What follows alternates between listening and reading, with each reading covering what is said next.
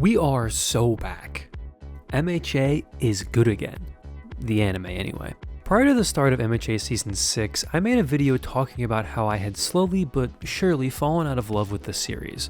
I wasn't on the cusp of dropping it, but I just wasn't excited for a new season of a show I used to consider a favorite.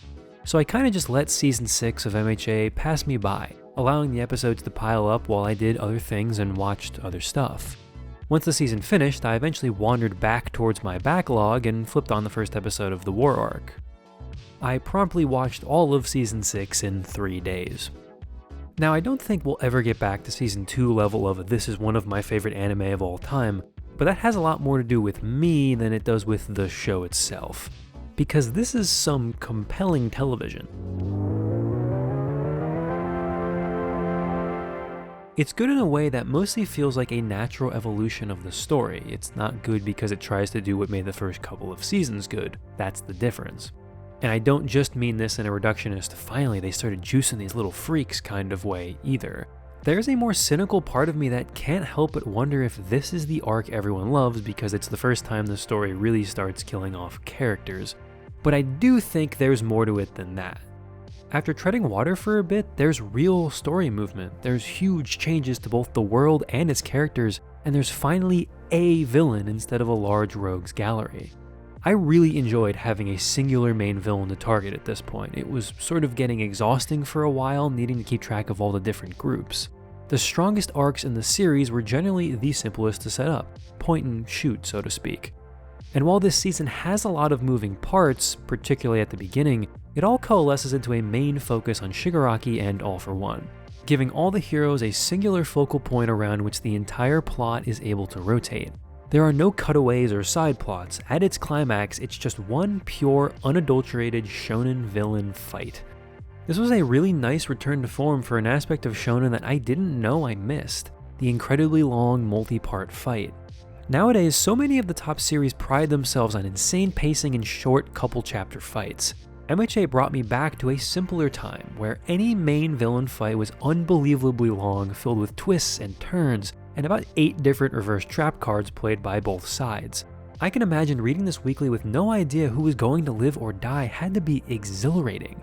Beyond the fight, it's kind of hard to really dissect the character writing at this point. This deep into the series, most of the characters are just who they are. Although I do think Endeavor remains one of the best written characters in the series, with Hawks floating around somewhere behind him. His arc from that appearance at the tournament to now is so rich and compelling, he often steals the show for me throughout the past couple of seasons, and particularly in this one. This is not his story, but since All Might has taken a back seat, it often feels like it. Even saying that, All Might also has a couple of really good character moments in this season as well, continuing to make me glad he's still such a vital part of this story. Can't say the same for most of the villain moments, but hey, I've said before that My Villain Academia didn't really do it for me in anime form, and I'll hold off on actual judgment until I've read it. Twice has probably my favorite scene of the bunch. While Dabi's was good, Toga's felt incomplete, and Compress and Iguchi's did not move me. I would be angrier about getting the Dabi reveal spoiled if it wasn't just pretty obvious throughout the story. That was a nice little moment, even if I think it comes at a really weird time, and also kinda gets overshadowed by everything else that's going on. Not going to nitpick it, but I think it would have been more impactful if it had happened when Endeavor was at a high point, not when society was literally on the brink of collapsing. All in all, I think the War Arc lived up pretty well to all the hype around it, and easily provided a peak for a story that had kind of been slowly burning in the background for a while. There are so many twists and turns that I'm leaving out at least 15 other scenes that really stood out to me. I haven't even had a chance to mention Mirko at all, or Kirishima steadily moving up the list of cool guys. The war suddenly gives the story some ridiculous stakes and makes good on that with probably the most insane fight in the series up to this point. The Bakugo fake-out death was admittedly kind of funny, but at this point in the story, I think that was a wonderful character moment and flashback for a character that up to now has probably gotten a little more love from the readers than he deserved. But all of this leads up to the only arc I had heard more about over the past couple years than the War Arc, the Dark Deku arc. One of the funniest aspects of this arc for me is that I knew it was coming. I had seen the panels people were posting while it was being published, and I gotta say, you guys really overblew this by calling it Dark Deku. Granted, I think that's a hilarious name for the arc, and I'm glad that's the one that stuck, but this is not the evil rogue Deku arc I was promised. He's not out here going full Punisher mode and killing his enemies. This is just him going out and being a hero without his classmates. If anything, this should be called the depressed Deku arc instead. Jokes aside, it's easy to see why this is one of the most beloved arcs.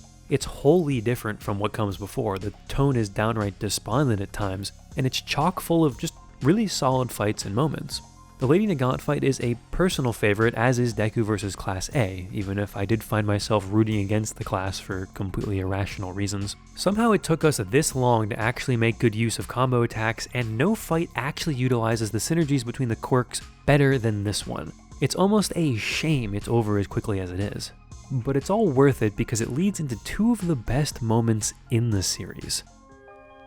Araraka's speech hits the kind of emotional highs that I'm really not sure the story has hit since Season 2, perfectly taking advantage of volumes worth of development, growth, and connection between these characters, paying off in a moment that I think is really only rivaled by "It's your power, isn't it?" It's a reminder that, for all that's happened, these characters are still children. Children being told by adults that they are not to be trusted and are a danger to society. It's a fear that's a microcosm of the problems that got everyone into this mess in the first place, and its resolution is a core tenet of this story.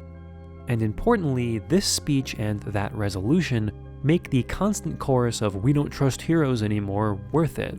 It flips that exhausting chorus on its head for the audience, suddenly allowing a moment of release and sanity. It's no longer about setting the new dark tone of the story and beating it into our heads, but about the real fear people feel when their only avenue of safety is suddenly ripped away, and they don't have much trust left to give.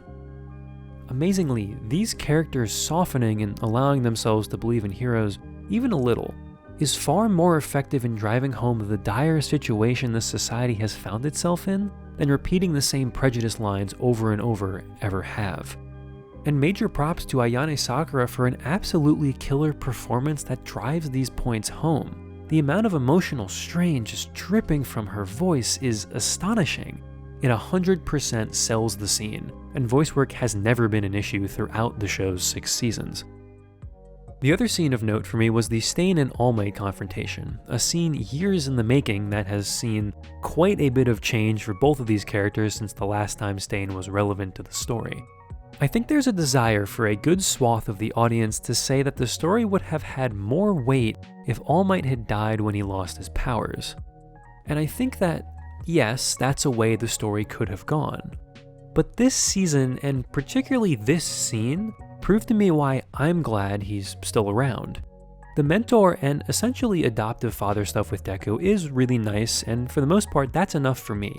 I loved the little details of him bringing Deku lunch or just being like a worried parent 95% of the time. However, the Stain scene is a wake-up call to All Might's character, but also to the audience that he still matters. That he's still an inspiration to people, even in whatever broken state he's in.